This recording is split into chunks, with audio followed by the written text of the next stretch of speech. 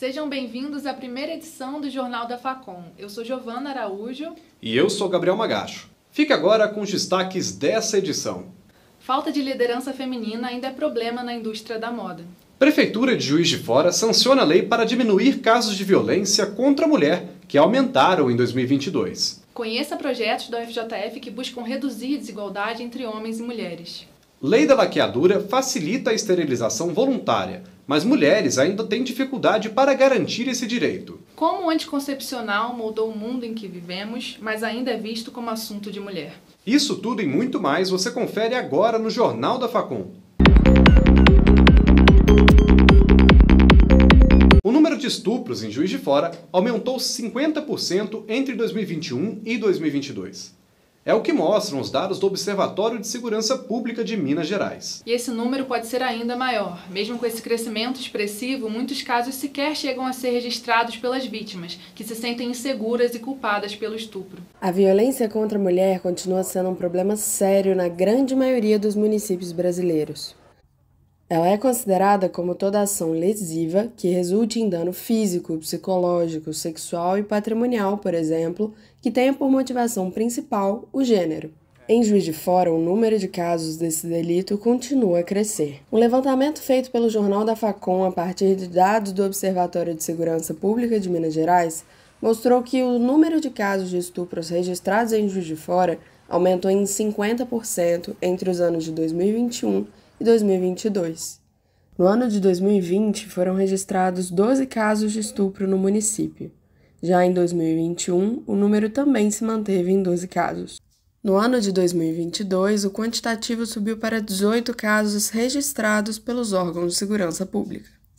A pesquisadora e integrante do coletivo feminista 8M de Juiz de Fora, Leiliane Germano, avalia que os números oficiais não conseguem refletir a realidade, porque muitas vítimas não conseguem sequer realizar a denúncia, seja por medo ou por ameaças contínuas de seus agressores. A gente tem um boom de notificações recentes, assim, nos últimos anos.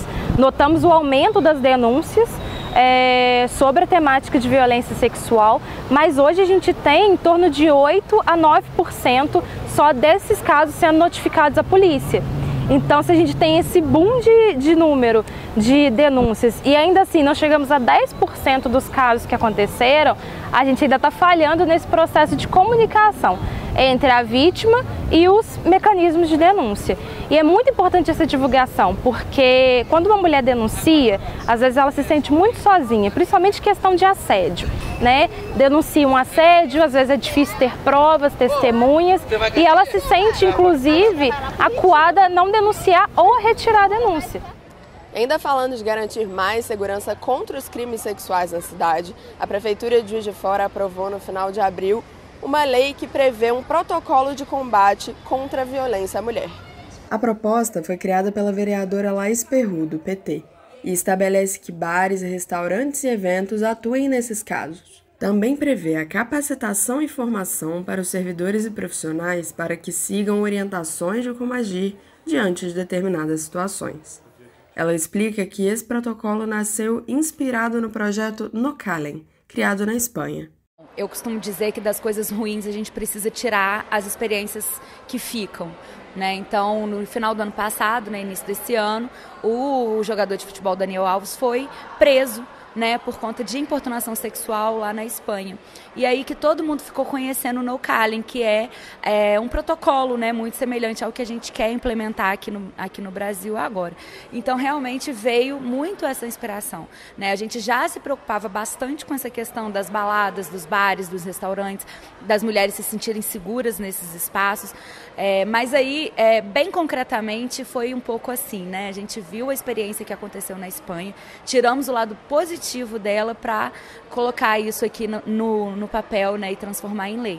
A vereadora explica que a lei ainda precisa ser regulamentada para começar a valer. Agora a prefeita sancionou, né, e a prefeitura está criando um grupo de trabalho para poder elaborar de fato o protocolo. O debate sobre a maternidade ganha impulso com a aprovação da Lei 14.443. A legislação facilita a laqueadura e a vasectomia ao reduzir para 21 anos a idade mínima para mulheres e homens realizarem a esterilização voluntária. Além disso, As mulheres agora não precisam mais do consentimento do marido para realizar o procedimento. O debate sobre a maternidade ganha impulso com a aprovação da Lei 14.443, que facilita a laqueadura e a vasectomia. Ela reduz para 21 anos a idade mínima para mulheres e homens realizarem a esterilização voluntária e dispensa o consentimento do cônjuge. Em Juiz de Fora, a laqueadura é oferecida pelo SUS nas unidades básicas de saúde mais próximas da sua casa. Aqui na HU, o procedimento é oferecido desde 2013 e em 2021 ganhou força com a campanha que ampliou o número do atendimento de vagas para a saúde da mulher. No Hospital Universitário de Juiz de Fora, é realizada a fase ambulatorial da laqueadura e a cirurgia é feita no Hospital Santa Catarina. E desde que a nova lei entrou em vigor, houve um grande aumento na procura pelo procedimento. Houve um aumento abrupto, né? Então, assim, essa mudança na idade, ela está trazendo mais mulheres ao ambulatório, né? Apesar da mudança na lei e do aumento no número de realizações da laqueadura, algumas mulheres encontram dificuldades para prosseguir com a cirurgia. Assim, elas têm construído uma rede de apoio para burlar essa barreira. E uma das coisas que elas fazem é ter listas de médicos. Então, para evitar esse desgaste, né, que é um desgaste, às vezes financeiro também, né, de ir a médicos e não conseguir, elas fazem listas, né, de médicos que aceitam ou compartilham experiências. Nas redes sociais, encontramos diversos grupos com mulheres que relatam a sua experiência de passar pelo processo, como mostra o seguinte depoimento, em que uma delas diz que sua ginecologista descredibiliza sua vontade de fazer a laqueadura, afirmando que ela poderia encontrar o homem de sua vida e ainda querer filhos. Que é um procedimento legal, né? Elas não estão fazendo nada de legal, mas que existe aí uma dificuldade, né? Elas não conseguem realizar a cirurgia com tanta facilidade. Já parou para pensar em como o anticoncepcional revolucionou o mundo em que vivemos? Agora você vai saber mais sobre a história e os avanços dos métodos contraceptivos. O acesso ao anticoncepcional mudou a cultura, a política e a economia mundial. E ainda hoje inspira novas tecnologias e debates. Em 1957, foi lançado nos Estados Unidos um medicamento para controlar a menstruação. Em sua bula, havia uma advertência. Pode causar suspensão temporária da fertilidade. Para boas entendedoras, essa informação foi mais do que suficiente. Em pouco tempo, o remédio começou a ser usado justamente para buscar esse efeito colateral. Entre 1957 e 1960, cerca de 500 mil mulheres recorreram à pílula para provocar a tal suspensão temporária da fertilidade. Então, a FDA, órgão norte-americano responsável por controlar os medicamentos, aprovou a venda da pílula como o primeiro anticoncepcional ministrado por via oral da história. A pílula anticoncepcional foi lançada há 60 anos e ainda, hoje em dia, é um método anticoncepcional mais procurado e mais utilizado pelas mulheres no Brasil. Gira em torno de mais de 22% o uso das pílulas orais. Um grande grupo, que vem crescendo cada vez mais hoje em dia, está centrado nos DIUs. Entre os DIUs, nós temos os DIUs hormonais e os não hormonais. Os não hormonais são aqueles isentos de hormônio. Temos o de prata, o de cobre e o de cobre com prata. E os hormonais, nós temos 2 tipos no mercado, estamos recebendo cada vez mais marcas de outros laboratórios e tem sido um método que cada vez tem sido mais procurado devido à alta eficácia e à facilidade, porque evita com que a mulher tenha que ficar se lembrando de tomar a pílula ou usar um método injetável mensal ou de usar um adesivo. Então, o método é mais fácil. Entre 2020 e 2022, o número de procedimentos de inserção do DIU pelo SUS cresceu cerca de 45%. Segundo a Secretaria de Saúde, em 2020 foram inseridos 4.535 dispositivos intrauterinos. No ano seguinte, o total avançou para 5.185. Ao longo de 2022, somaram 6.575. E a expectativa é que esse número continue aumentando. Eu coloquei o meu DIU em 2021, se eu não me engano, e nessa época já havia 6 anos que eu estava usando pílula. E existem casos na minha família de trombose, né? E além do tempo prolongado do uso de hormônios, eu optei pelo DIU de cobre. Tem a opção do DIU Mirena e o de prata também pelo SUS, que poucas pessoas sabem, isso também tem pouco tempo. Mas eu optei pelo de cobre porque eu não queria nenhum tipo de hormônio no meu corpo. E também por conta dos efeitos colaterais, que os de cobre são bem mais brandos do que o Mirena e o Kalina, né? Um exemplo de pesquisa no campo da saúde da mulher e da contracepção é sediada na Faculdade de Farmácia da UFJF, desenvolvida no Núcleo de Pesquisa e Inovação em Ciências da Saúde, o NUPES. O projeto Impressão 3D de Anéis Vaginais, Avaliação das Percepções de Mulheres e Ginecologistas, é conduzido por Laura Junqueira, Francisco Raposo, Geraldo Sérgio Vitral, Marcos Brandão e Nádia Raposo. A equipe criou um novo formato de anel vaginal, que resulta em uma aceitação mais confortável, aumentando a acessibilidade do produto para que pessoas com vagina façam a reposição hormonal e adotem métodos de contracepção. Atualmente, o anel vaginal ele é usado principalmente para contracepção, mas ele também tem outros usos, como por exemplo para reposição hormonal. O dispositivo que a gente desenvolveu, a intenção dele não é se limitar à contracepção, então é utilizar diversos tipos de fármacos ou substâncias ativas que podem ser incorporados nesse dispositivo. O nosso núcleo de pesquisa, o NUPES, que é fundado pela professora Nádia e o professor Marcos, eles já trabalhavam com a linha de saúde da mulher desde o ano de 2004, não é isso, Nádia? Exatamente. E aí a gente então decidiu no meu projeto aliar a área da saúde da mulher com a impressão 3D de medicamentos. E aí a gente identificou então algumas limitações que existem na forma comercial. Então o dispositivo comercial ele é produzido em massa, em larga escala, e com isso a gente utilizou a impressão 3D para poder personalizar esses dispositivos. E também a gente desenvolveu um design inovador de anel vaginal para poder promover algumas melhorias funcionais frente ao dispositivo tradicional. A contracepção sempre foi um tema tratado como responsabilidade feminina. Mas com o avanço das pesquisas e inovações tecnológicas e culturais chegando, o futuro pode trazer mudanças. Será que os homens tomariam um anticoncepcional? Qual é o seu nome? Flávio Renato. Flávio, você usaria o anticoncepcional masculino? Se fosse aprovado com segurança, que não traga nenhum problema, alguma sequela, que seja uma coisa que seja natural, usaria sim, sem problema. Gustavo, você usaria o anticoncepcional masculino? Usaria tranquilamente. Pode falar, fala por quê, mas... velho, se a mulher usa, o cara não pode usar também, né?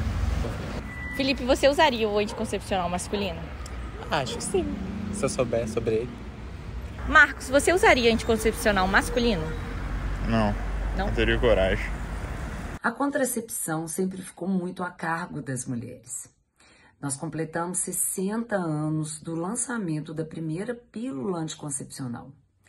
E talvez, por ter dado tão certo, as pesquisas em relação ao fator masculino ficaram um pouco esquecidas. O anticoncepcional masculino vai ter uma adesão desse público ao longo do tempo, porque isso ainda é uma mudança de comportamento, e toda mudança de comportamento envolve um tempo. Os homens estão mudando seu perfil, estão mudando seu comportamento, então acho que essa será uma atitude que virá com o tempo. De uma maneira ou de outra, para construirmos uma sociedade mais igualitária, o futuro da contracepção deve ser partilhado. Cabe ressaltar que a contracepção ela deve ser conversada, ela deve ser partilhada pelo casal. E o surgimento de métodos masculinos vai facilitar muito essa conversa. Vai tirar o peso sobre as costas só da mulher e realmente trazer essa conversa para a vida conjugal, para a vida dois. Nada mais justo e nada mais certo do que isso nos dias atuais. No próximo bloco, você vai ver a importância de projetos universitários que focam na promoção da igualdade de gênero. Você confere também a representatividade de mulheres na área de pesquisa acadêmica. Voltamos já. Empoderar mulheres e meninas tem um efeito multiplicador e colabora com o crescimento econômico e o progresso. Para isso, É importante que as universidades tenham projetos que foquem na igualdade de gênero e na diminuição da distância entre homens e mulheres. Na Universidade Federal de Juiz de Fora já existem algumas iniciativas. Embora a sociedade tenha evoluído nos últimos anos, é certo afirmar que a desigualdade de gênero ainda é uma realidade. Seja na diferença salarial ou nos cargos de liderança, é possível observar o quanto ainda é necessário buscar alternativas para promover e atuar contra os desafios da desigualdade de gênero. As universidades têm papel fundamental na formação dos estudantes, contribuindo na aquisição de valores e muitas vezes na construção da perspectiva de vida. Contudo, ela não está isenta de reproduzir preconceitos. Pensando nisso, a Universidade Federal de Juiz de Fora reúne algumas iniciativas que visam contribuir com a ruptura dos estigmas sociais e diminuir a desigualdade de gênero. O projeto Meninas Digitais do ICE também é uma iniciativa que busca reduzir os impactos da desigualdade de gênero. Justamente mostrar que a computação não precisa ser um gênio, não precisa ser muito bom em matemática, que são coisas que já a gente percebe que tem um viés já desde o início, desde o ensino fundamental. A gente começa a ver que as meninas já acham, isso não é pra mim, por várias questões sociais envolvidas. Então a gente quer trazer para a escola, mostrar, olha só, esse projeto... A computação, o pensamento computacional é uma coisa que qualquer pessoa pode alcançar, você pode desenvolver, pode trabalhar, e pode ser divertido, pode ser interessante. Então a gente tenta chamar mais meninas para que elas se interessem pela área e futuramente sejam nossos alunos aqui na universidade, né? O IUFJF é um projeto que tem como objetivo promover e manter mulheres na área de ciências e engenharias, e que mudou a vida de Mariana. Bom, para início, assim, eu posso dizer que o UI mudou tanto a minha vida como a vida de várias amigas minhas. Lá dentro a gente se encontra como um refúgio mesmo, dentro da engenharia, de uma forma que a gente consegue se unir e realmente lutar contra tudo que acontece. Seja uma prova que a gente seja tensa, seja um comentário que a gente escuta nos corredores relacionado a machismo ou alguma coisa relacionada a isso. Tem diversas amigas que entraram para o grupo depois de ter sofrido ofensas. Então, lá dentro a gente se apoia de uma forma que faz com que a gente siga, né? De acordo com a pesquisa feita pelo Fórum Brasileiro de Segurança Pública, cerca de 46,7% das mulheres sofreram assédio sexual em 2022. Isso significa que 30 milhões de mulheres já sofreram algum tipo de assédio, seja verbal ou físico. Pensando nisso, a pasta das mulheres do DCE lançou uma ouvidoria para denúncias de assédio na UFJF. A ouvidoria é uma ferramenta para a gente fazer o combate da violência de gênero dentro da universidade, né? De toda essa desigualdade que a gente sabe que existe nessa construção patriarcal que a gente ainda vive. É importante a gente ter ações para além dessa ouvidoria, e é o que a gente tem lutado enquanto DCE, para que a gente não tenha apenas um espaço para denúncia, mas que a gente tenha conversas, espaço de conscientização, que a gente tenha ações contínuas para que lá dentro de toda esse cenário universitário, a gente consiga trabalhar as questões de gênero a fim de reduzir essa desigualdade. Promover a igualdade de gênero é um dos 17 Objetivos de Desenvolvimento Sustentável da ONU. Iniciativas como essa podem contribuir para romper com a estrutura social marcada pelas desigualdades, e a universidade é, sem dúvida, um espaço de oportunidades para um novo futuro. No e doutorado da Universidade Federal de Juiz de Fora, as mulheres são maioria, mas a representatividade de pesquisadoras cai abaixo da metade conforme a carreira acadêmica evolui. Mulheres de diferentes áreas de pesquisa e atuação, mulheres de diferentes idades, mulheres trans, mulheres de diferentes vivências.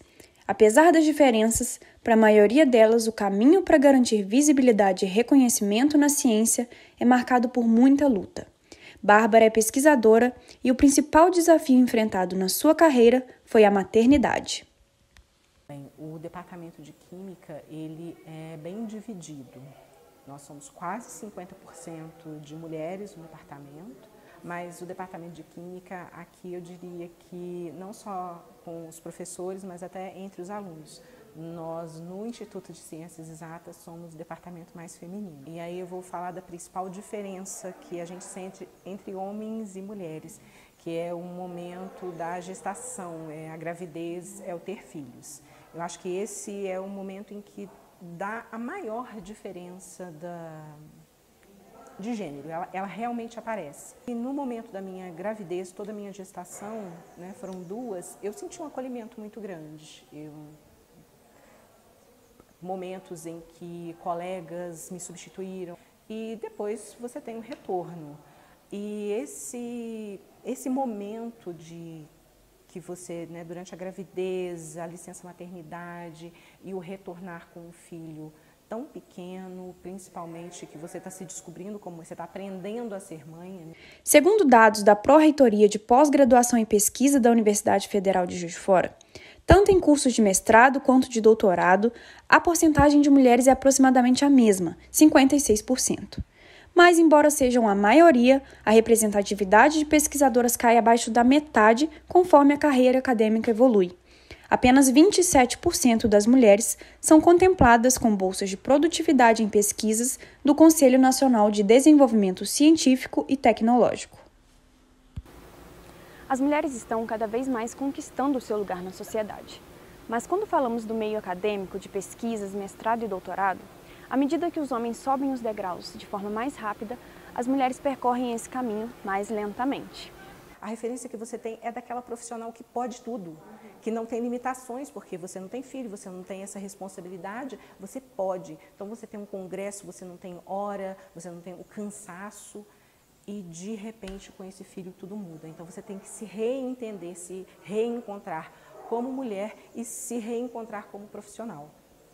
E aí sim começam as cobranças, porque a profissional que todo mundo enxergava era aquela que podia tudo, que era livre. Essa nova profissional, ela não é mais aquela. Então ela tem que se reencontrar. E às vezes você tem as expectativas e você tem todo um sistema que ele foi pensado para esse profissional livre.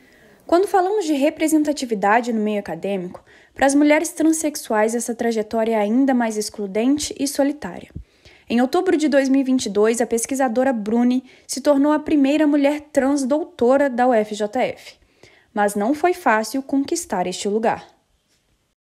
Pensar que hoje em dia, a gente ainda não consegue ocupar esses espaços com qualidade. Eu acho que eu tive alguns processos de adoecimento mental durante a minha trajetória, né? Durante o mestrado, crises depressivas muito fortes, do sentido que me despotencializavam muito, né?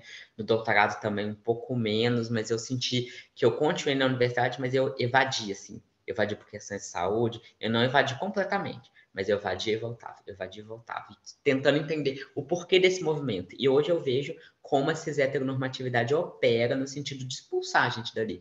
Você tá aqui, mas você tem um preço para pagar. Né? E aí é uma série de violências simbólicas, aquelas piadinhas, você não faz ciência, você é militante. Mas durante o seu percurso na universidade, Bruni foi se percebendo como uma parte importante para a construção de uma ciência mais diversa e inclusiva.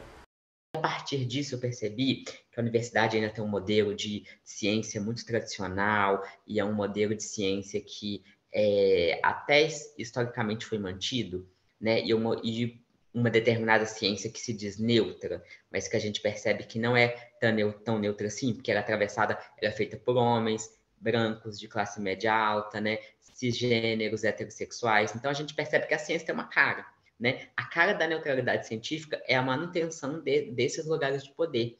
E quando a gente ocupa esses espaços, a gente vê uma série de incômodos que gera, né? Bruni Coelho e Bárbara Almeida são exemplos de que, apesar das dificuldades, apesar da maternidade e da falta de representatividade, as mulheres ocupam esses espaços e são protagonistas no fazer científico da universidade e de todo o país. Vamos agora para mais um intervalo. No próximo bloco, a gente te mostra a desigualdade de gênero na indústria da moda. Você vai conhecer também histórias de mulheres que trabalham em profissões historicamente dominadas pelos homens. Agora vamos falar de mulheres na indústria da moda. Apesar de serem a maioria da mão de obra nas confecções, as mulheres ainda ocupam a menor parte dos cargos de liderança nas grandes marcas.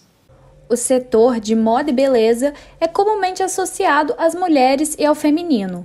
Porém, a indústria da moda apresenta problemas de desigualdade de gênero que têm origem histórica e são evidentes até os dias de hoje. Os números divulgados pela Associação Brasileira da Indústria Têxtil e de Confecção apontam que 75% da mão de obra da indústria da moda no Brasil é composta por mulheres. A professora de design em moda, Fernanda Ferrari, explica o porquê de os homens serem mais valorizados na indústria da moda e ocuparem a maior parte dos cargos de direção criativa. A própria criação de moda e o reconhecimento da criação de moda, ela tem perspectiva, ela tem esse cunho, né, de valorizar mais o trabalho masculino. E isso vem desde o início da profissão criativa, né? Os alfaiates, que foi uma das primeiras profissões oficialmente reconhecidas por um estado, elas só eram reconhecidas aos homens. Mesmo que ele tivesse um ateliê gigantesco, que ele trabalhasse com 10, 12 costureiras, elas não poderiam ser reconhecidas como alfaiates, né? E os alfaiates eram aqueles que assinavam e que chancelavam ali a qualidade daquele produto. No cenário acadêmico, a maioria é feminina.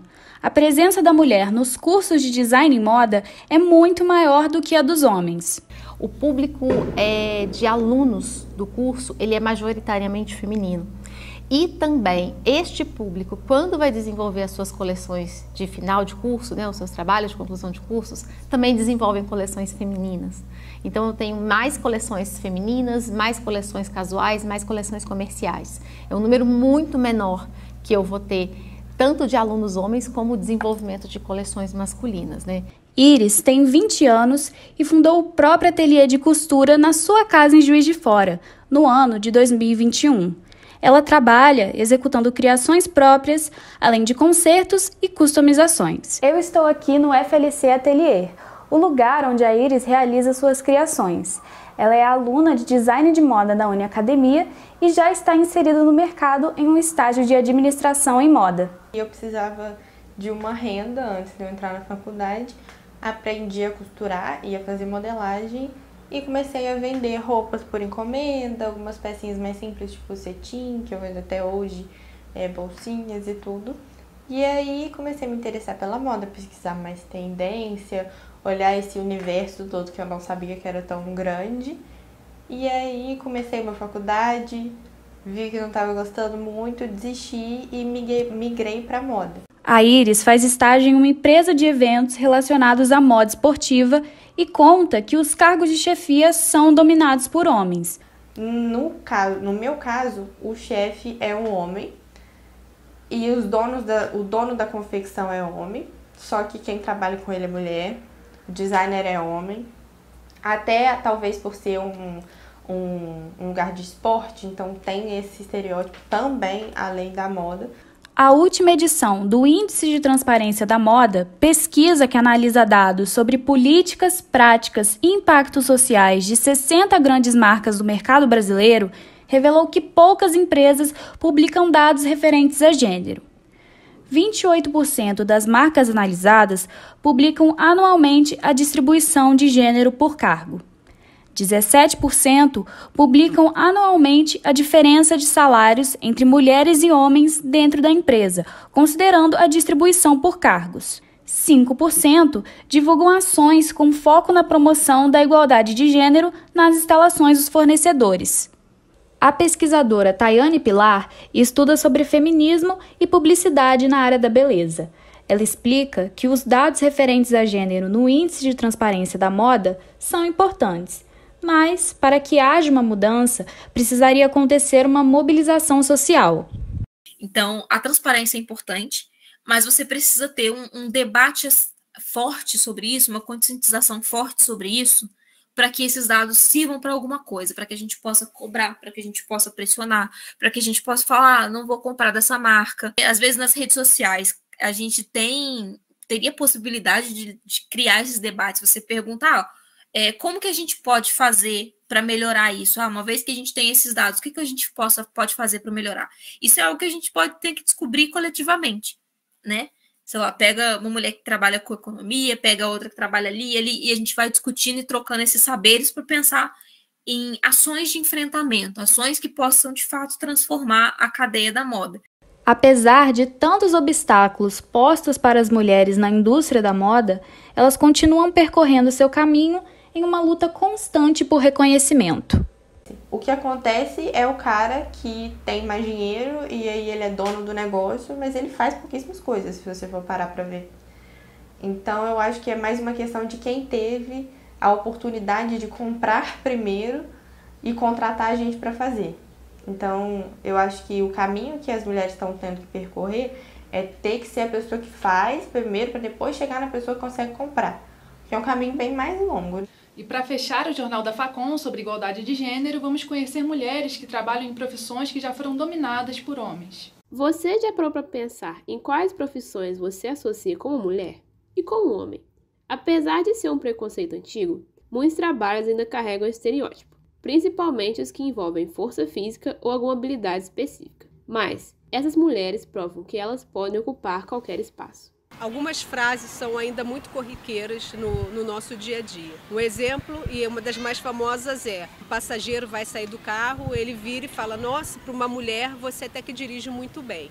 E assim, aí ao longo do tempo eu fui aprendendo a me silenciar. Simplesmente olhar para essa pessoa e entender que ela ainda está muito longe do que é viver em sociedade. Para as mulheres que trabalham em casas noturnas, até uma simples peça de roupa pode trazer uma interpretação errada e retrógrada. Eu me visto, às vezes, com roupas mais curtas, mais decotadas. Não entenderam isso como uma apresentação, como um show, e acabou caracterizando a mim, como se isso fosse vulgar. Mas eu lidei falando isso, que não era vulgar e que eu poderia me vestir assim, né, da forma como eu estava me vestindo. E é o que eu quero apresentar, é o que eu sou. Em contrapartida, para algumas mulheres, apenas o ato de se impor mais já ajuda a melhorar o convívio dentro do espaço de trabalho. Você tem que atender bem, até conversar, mas também se impor. Porque quando a pessoa extrapola, você tem que cortar na primeira, aí ela para. Essa diferença também pode ser percebida no mundo acadêmico, como aqui na Faculdade de Engenharia, onde somente 21% dos professores são mulheres. Eu acho que até chegar até aqui, né, a gente, mulher, precisa constantemente ficar demonstrando, né, que a gente é tão capaz quanto. Talvez temos uma cobrança maior de demonstrar que a gente é inteligente mesmo, que não é só bonitinha ou bem arrumada, e por isso, né, que sempre pairam assim, esse tipo de ideias. Já me falaram assim: nossa, você nem parece engenheira. Para mudar essa realidade, essas mulheres criam projetos para incentivar mais participação feminina nesses espaços. Então, a ideia do aplicativo surgiu, como eu falei antes, eu já trabalho, já tem 5 anos como motorista de aplicativo, e eu tinha o hábito de trabalhar muito na noite e na madrugada. Eu fui percebendo que tanto para passageira quanto para mim, motorista, seria muito bom se a gente pudesse ter esse ambiente onde as motoristas pudessem atender apenas outras mulheres. O Jornal da Facom fica por aqui. Continue acompanhando o nosso conteúdo pelo YouTube e no Instagram, @lab.telejor. Até mais!